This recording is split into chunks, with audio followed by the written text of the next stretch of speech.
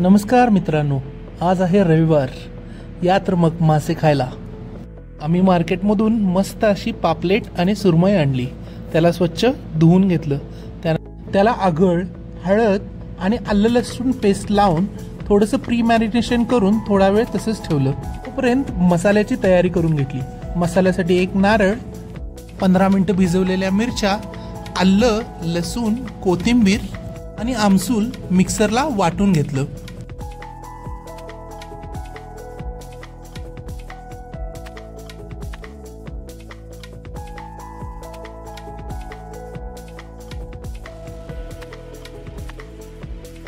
वाटून घेतलेला मसाला एका प्लेटमध्ये काढून घेतला आणि त्यामध्ये थोडेसे तेल टाकून रेडीमेड फिश फ्राय मालवणी मसाला टाकला आणि ते खूप असं चांगल्या पद्धतीने मिक्स करून घेतलं.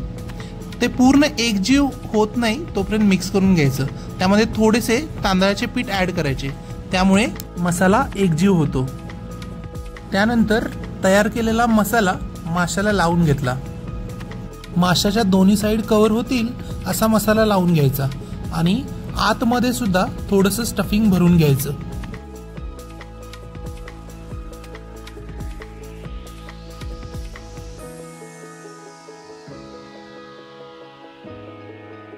आता 20 ते 30 मिनिटांसाठी माशाला मसाला लावून मॅरिनेट होण्यासाठी ठेवून द्यायचे.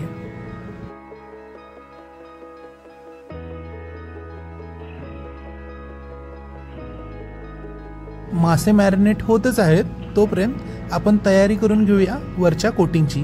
त्यासाठी आपल्याला घ्यायचा आहे भाजलेला रवा, त्यानंतर त्यामध्ये थोडंसं तांदळाचं पीठ, त्यामध्ये तुम्ही तुमच्या चवीसाठी धने पावडर, जिरे पावडर आणि रेडीमेड मालवणी फिश फ्राय मसाला ॲड करू शकता आणि चवीनुसार मीठ ॲड करायचं आहे. आपण जो मसाला तयार केला आहे त्यामध्ये सुद्धा मीठ टाकलेलं आहे, त्यामुळे आपण यामध्ये थोडंच मीठ टाकत आहोत.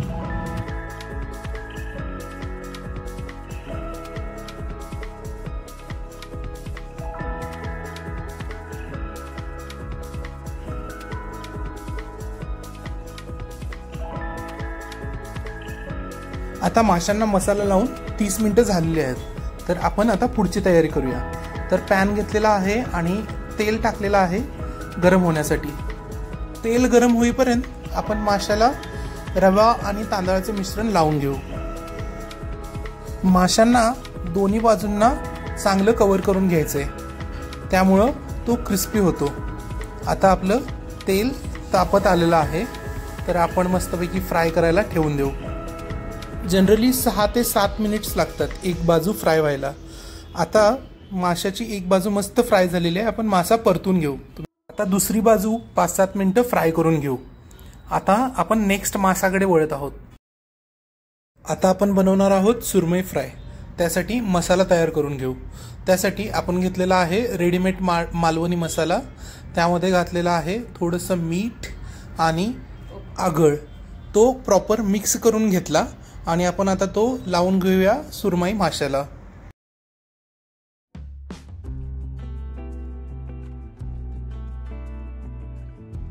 माशांना मसाला लावल्यानंतर 20 ते 25 मिनिटं मॅरिनेशन टाइम देऊ.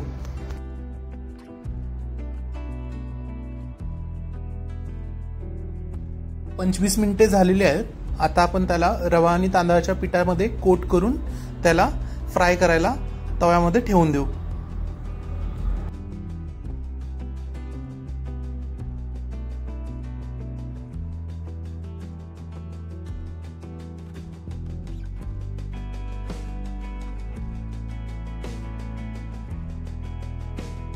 माशांची एक बाजू फ्राय करून झालेली आहे, तर आता आपण दुसरी बाजू फ्राय करून घेऊ. तुम्ही पाहू शकताय मस्त असा क्रिस्पी खुसखुशीत मासा भाजलेला दिसत आहे.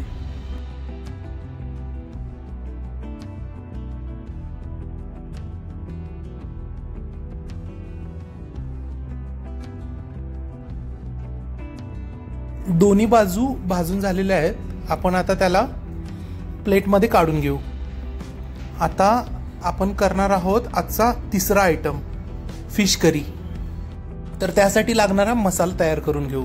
मसाल्यामध्ये कांदा, टोमॅटो आणि खोबरं यांची पेस्ट बनवून घेतलेली आहे. त्यानंतर आपण पॅन घेतलेला आहे, त्यामध्ये थोडंसं ऑइल टाकून चॉप केलेला कांदा फ्राय करून घेऊयात.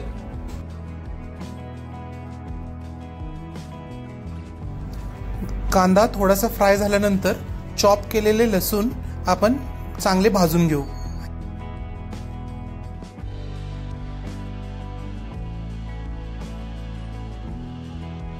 आता आपण मिक्सरमध्ये वाटून घेतलेला मसाला भाजून घेऊ.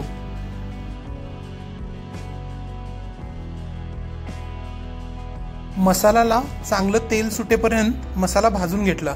त्यानंतर त्यामध्ये गरम पाणी घालून ते थोडा वेळ बॉईल करून घेतलं.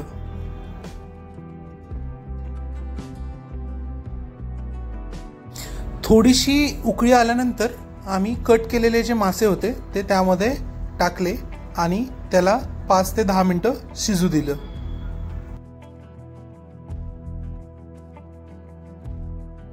तर तुम्हाला आजचा सुरमई फ्राय, पॉपलेट फ्राय आणि सुरमईचा रस्सा कसा वाटला हे कॉमेंटमधून नक्की सांगा. भेटूयात पुढच्या ब्लॉगमध्ये. तोपर्यंत जय जिजाऊ, जय शिवराय.